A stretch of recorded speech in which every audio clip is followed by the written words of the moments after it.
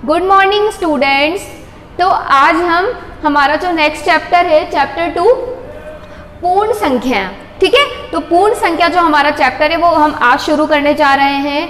हमने चैप्टर 1 में पढ़ा था, हमने कई सारे नंबर्स को लिखना सीखा, किस तरह से हम अंकों में लिखते हैं, किस तरह हम शब्दों में लिखते हैं, ठीक है।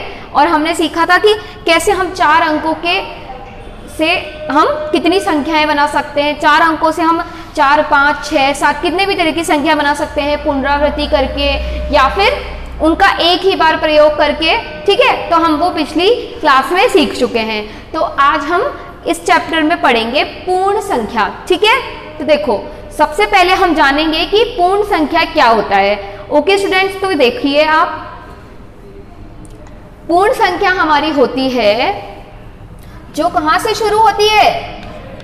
पूर्ण संख्या हमारी शुरू होती है 0 से, ठीक है। तो पूर्ण संख्या 0 से शुरू होती है और अनंत तक जाती है। देखो, 0 भी हमारा पूर्ण संख्या में आता है, 1 भी हमारा पूर्ण संख्या में आता है, 2 हमारा पूर्ण संख्या में आता है, ठीक है। 3 हमारा पूर्ण संख्या में आएगा, 4, 5, 6, 7, 8, 9, 10, तो ऐसा अनंत तक, ठीक है। ये हमारा अनंत का साइन होता है। ओके स्टूडेंट्स, मतलब इनफाइनाइट, आप जहां तक सोच सकते हैं वहां तक, तो ये हमारा होता है अनंत का साइन, ठीक है, अनंत का चिन्ह। तो ये है हमारी पूर्ण संख्याएं। तो बच्चों, सिर्फ 0, 1, 2, 3 मतलब सिर्फ जो संख्याएं हैं, अंक जो होते हैं वही हमारी पूर्ण संख्याएं होती है। अगर मैंने यहाँ पे लिख दिया 3.3, 0.2, ठीक है, तो ये क्या होगी, ये हमारी पूर्ण संख्याएं नहीं होगी। सिर्फ यही हमारी पूर्ण संख्याएं होती है। तो हम इसे किससे रिप्रेजेंट करते हैं, मतलब पूर्ण संख्याओं को हम किससे प्रदर्शित करते हैं। पूर्ण संख्याओं को हम प्रदर्शित करते हैं W से, ठीक है, W से। तो हम पूर्ण संख्याओं को W से प्रदर्शित करते हैं, ठीक है। आपको समझ में आ गया होगा कि पूर्ण संख्याएं क्या होती है, तो आपको ये ध्यान में रखनी है। ओके, अब हम बात करते हैं प्राकृत संख्याओं पे। तो प्राकृत संख्याएं कौन सी होती है, देखिए। प्राकृत संख्याओं को हम इंग्लिश में क्या बोलते हैं, नेचुरल नंबर्स, ठीक है। इसे हम किससे प्रदर्शित करते हैं, इसे हम प्रदर्शित करते हैं n से। और जो हमारी पूर्ण संख्या है उनको हमने W से प्रदर्शित किया था, तो इन्हें हम इंग्लिश में क्या बोलते हैं, होल नंबर्स, ठीक है, होल नंबर्स। और प्राकृत संख्याओं को हम बोलते हैं नेचुरल नंबर्स। ओके स्टूडेंट्स, तो हमारी जो प्राकृत संख्याएं होती है वो क्या होगी, प्राकृत संख्याएं हमारी शुरू होती है 1 से, ठीक है। अगर हम होल नंबर्स में से, पूर्ण संख्याएं में से अगर 0 को हटा दें तो उसके अलावा जो भी हमारे पास संख्याएं बचती है वो होती है प्राकृत संख्याएं। तो हमारी प्राकृत संख्याएं 1 से शुरू होती है, तो 1, 2, 3, 4, 5 ऐसे इनफाइनाइट, अनंत तक। ओके स्टूडेंट्स, तो आपको समझ में आया होगा कि प्राकृत संख्याएं क्या होती है। सिर्फ अगर इसमें 0 हम ऐड कर देते हैं तो ये हो जाती है हमारी पूर्ण संख्याएं, और प्राकृत संख्याएं 1 से शुरू होती है, इसमें 0 शामिल नहीं होता है, ठीक है। तो आपको ध्यान रखना है, इन दोनों में आप कंफ्यूज नहीं होंगे। ओके, तो आपको ये समझ आ गया। अब हम बात करते हैं हमारे नेक्स्ट टॉपिक पे। तो जो नेक्स्ट टॉपिक है वो क्या है, देखिए। आज हम इस चैप्टर को सिर्फ समझेंगे, जो हमारी प्रश्नावली है वो हम नेक्स्ट क्लास से स्टार्ट करेंगे। तो आज आप अच्छे से इसे समझ लीजिए। तो देखो, हमारा अगला टॉपिक है पूर्ववर्ती व उत्तरवर्ती।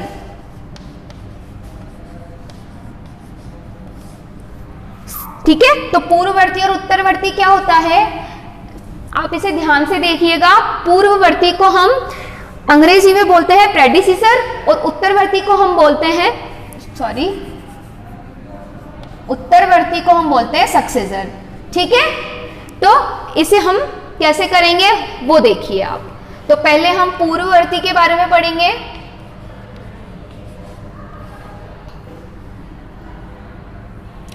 पूर्ववर्ती का मतलब देखो क्या हुआ, पूर्ववर्ती मतलब पूर्व, पहले, तो ऐसी हमारी कोई भी संख्या हो, ठीक है, हमें कोई भी यहाँ पे नंबर दे दिया, मान लो मैंने यहाँ पे 33 लिख दिया। अब मुझे इसका पूर्ववर्ती निकालना है, मतलब पूर्ववर्ती का मतलब क्या हुआ, इसके पहले आने वाली संख्या। तो क्या करेंगे हम, इसका पूर्ववर्ती निकालने के लिए इसमें से 1 माइनस कर देंगे, तो कितना आएगा यहाँ पे 32। तो जो 32 है वो 33 का क्या हो गया, पूर्ववर्ती, ठीक है। तो हम आपको समझ आ गया होगा कि पूर्ववर्ती क्या होता है। इसी तरह जैसे मान लो मैंने यहाँ लिख दिया है 7, अब मुझे 7 का क्या निकालना है, पूर्ववर्ती। तो पूर्ववर्ती क्या होगा, इसमें से -1 कर देंगे तो हमारा आ जाएगा यहाँ पे 6। तो ये हो गया इसका पूर्ववर्ती। इस तरह से हमें ये करने हैं, मतलब ऐसे लिखेंगे हम, 7 का पूर्ववर्ती। अगर आपको प्रश्न दिया जाता है तो आपको इस तरह से आंसर देना है, क्या होगा 6, ऐसे लिखना है, ठीक है। अब हम बात करते हैं उत्तरवर्ती पे। तो हमारा उत्तरवर्ती क्या होता है, देखिए उत्तरवर्ती ठीक इसका क्या होगा, उल्टा।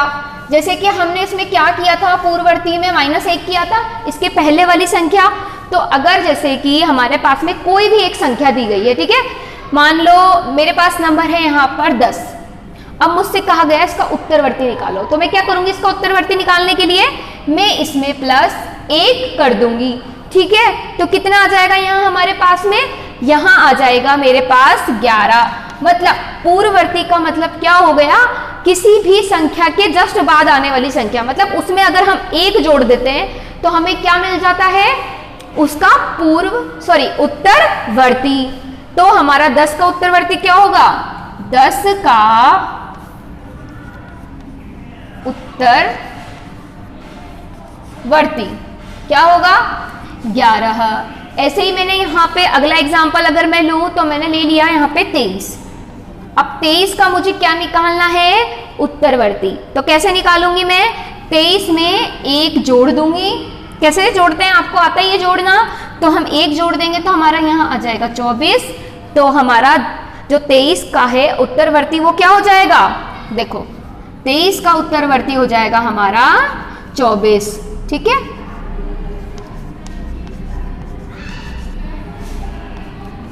उत्तरवर्ती हो गया हमारा 24। तो इस तरह से अगर आपके पास क्वेश्चन आ जाता है उत्तरवर्ती और पूर्ववर्ती का, तो आप किस तरह से करेंगे उसे, जैसे कि मैंने आपको बताया, अगर आप किसी भी संख्या में 1 जोड़ देते हैं तो वह उस संख्या का उत्तरवर्ती कहलाता है, और यदि आप उस संख्या में से 1 घटा देते हैं तो वो उस संख्या का पूर्ववर्ती कहलाता है। तो आपको उत्तरवर्ती और पूर्ववर्ती अच्छे से समझ आ गया होगा, तो आप इन दोनों में कंफ्यूज नहीं होंगे।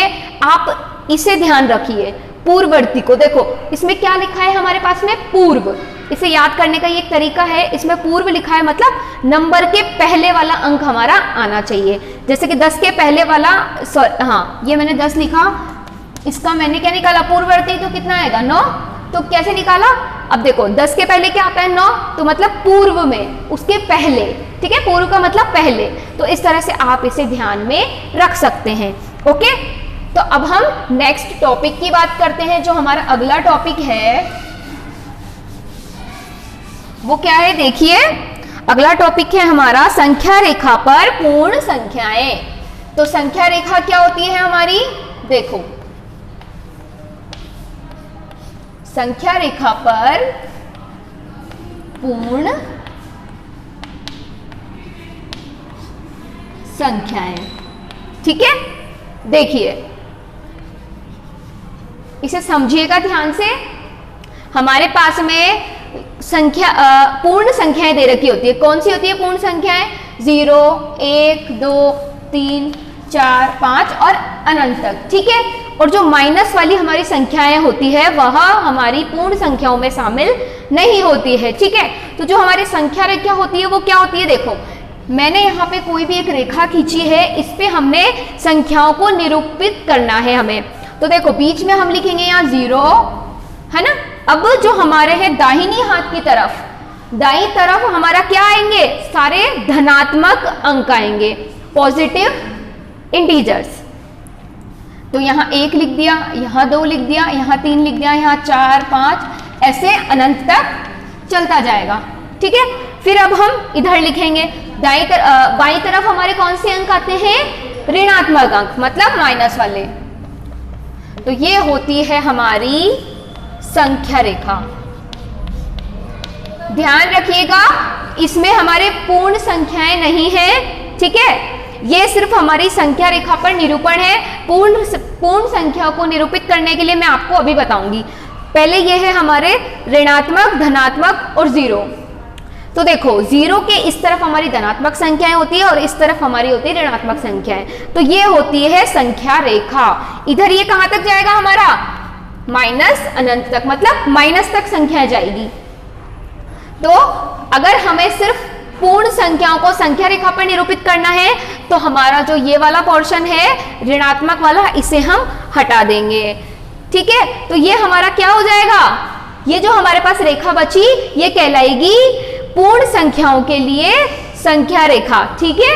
मतलब ये जो हमने संख्याओं का निरूपण किया है ये कौन सी संख्याएं हैं, पूर्ण संख्याएं हैं। तो आपको संख्या रेखा समझ आ गई होगी। जैसे कोई भी अगर हमें अंक बोला गया है, मान लो 4, तो संख्या रेखा पे 4 कहाँ है, इस जगह। तो यहाँ पे हमें इस तरह से इसको प्रदर्शित करना है। ये हमारा हो गया 4, ये 0, 1, 2, 3, 4, 5 ऐसे आगे ये बढ़ता ही जाएगा। ओके, तो आपको पूर्ण संख्या से रिलेटेड मैंने आज कुछ बातें बताई हैं, आपको ये ध्यान में रखना है, ठीक है स्टूडेंट्स। जो भी मैंने आज बताया आपको अच्छे से लर्न कीजिएगा, समझिएगा, फिर हम नेक्स्ट क्लास में क्वेश्चंस करेंगे। ओके।